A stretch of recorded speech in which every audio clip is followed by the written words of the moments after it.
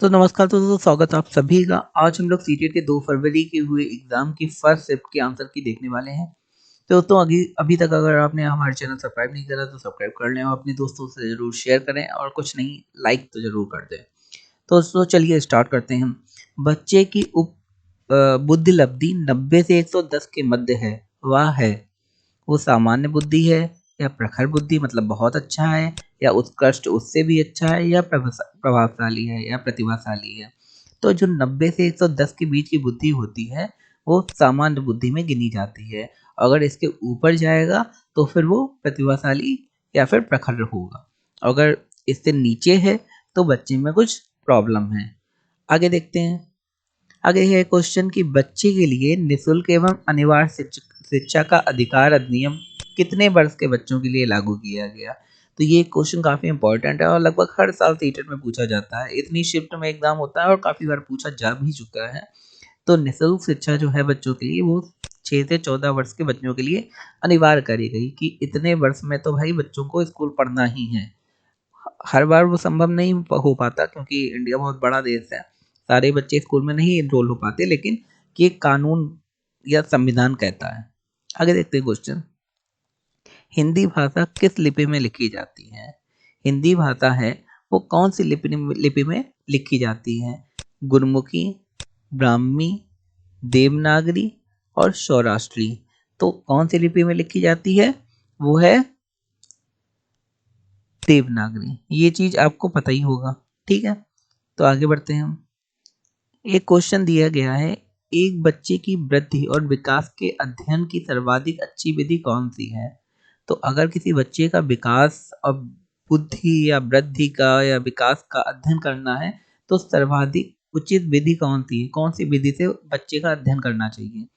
मनोविश्लेषण विधि से अध्ययन करना चाहिए या तुलनात्मक या विकासीय या सांख्यिकीय।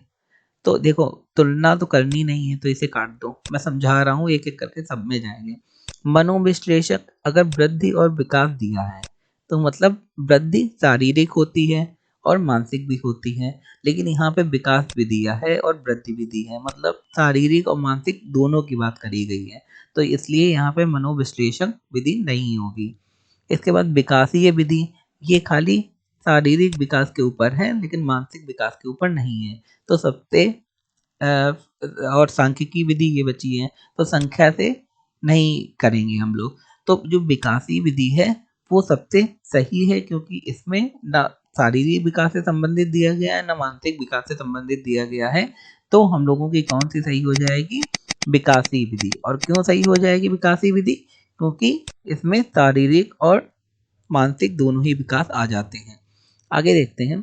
गार्डनर ने 7 बुद्धि का अधिमान निर्धारित किया, इसमें से कौन सा नहीं है।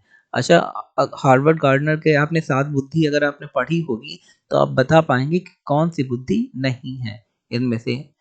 स्थान संबंधी बुद्धि, भावात्मक बुद्धि, अंतर्व्यक्तित्व बुद्धि या फिर भाषात्मक बुद्धि। तो कौन सी नहीं है हार्वर्ड गार्डनर की। देखिए, जो स्थान संबंधी बुद्धि है वो एक किसी पर्टिकुलर स्थान में या जगह के हिसाब से हम लोग मापते हैं। ठीक है, आगे देखो भावात्मक बुद्धि। भावात्मक बुद्धि बच्चों का विचार कैसा है या फिर अंतर व्यक्तित्व, बच्चे अंदर से कैसे सोचते हैं। या फिर भाषात्मक बुद्धि मतलब भाषा कितनी अच्छे से समझ रहे हैं और सीख रहे हैं। तो इसमें भावात्मक बुद्धि नहीं है, बाकी पर इन्होंने हार्वर्ड गार्डनर ने जोर दिया है। आगे देखते हैं। लिखा है वर्तमान हिंदी का प्रचलित रूप है। वर्तमान जो हिंदी हम लोग बोल रहे हैं उसका प्रचलित रूप कौन सा है।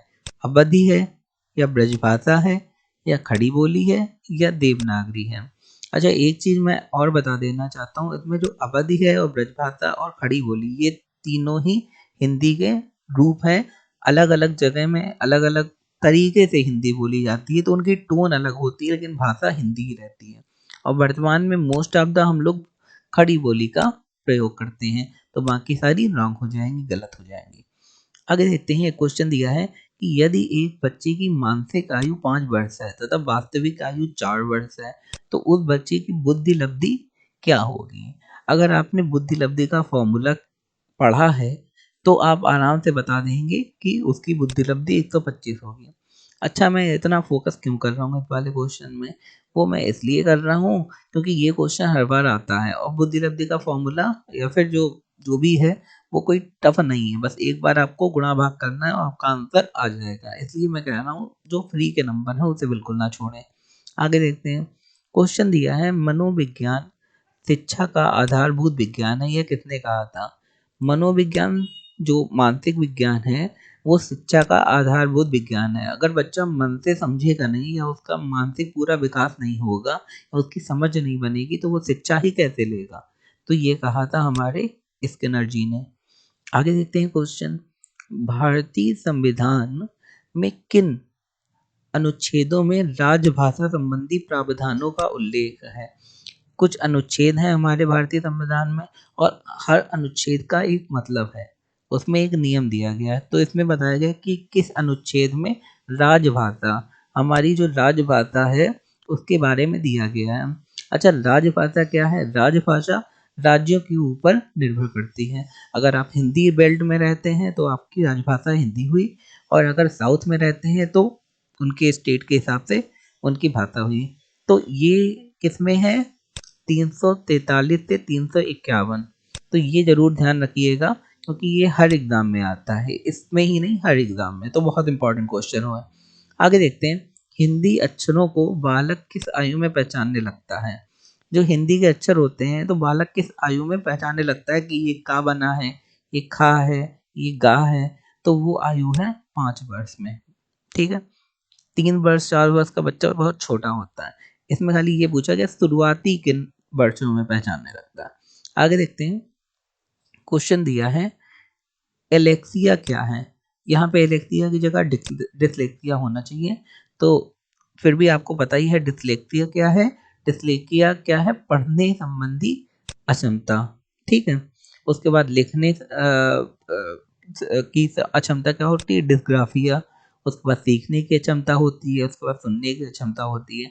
तो डिसलेक्सिया और डिस्ग्राफिया से क्वेश्चन आते हैं, तो रट लीजिए डिसलेक्सिया सुनने संबंधी अक्षमता, और डिस्ग्राफिया, ग्राफिया में ग्राफ आ रहा है, ग्राफ माने लिखना, वो लिखने संबंधी अक्षमता है। तो दोस्तों धन्यवाद। अगर आपको हमारा वीडियो अच्छा लगा हमारे चैनल को लाइक शेयर सब्सक्राइब करना ना भूलें।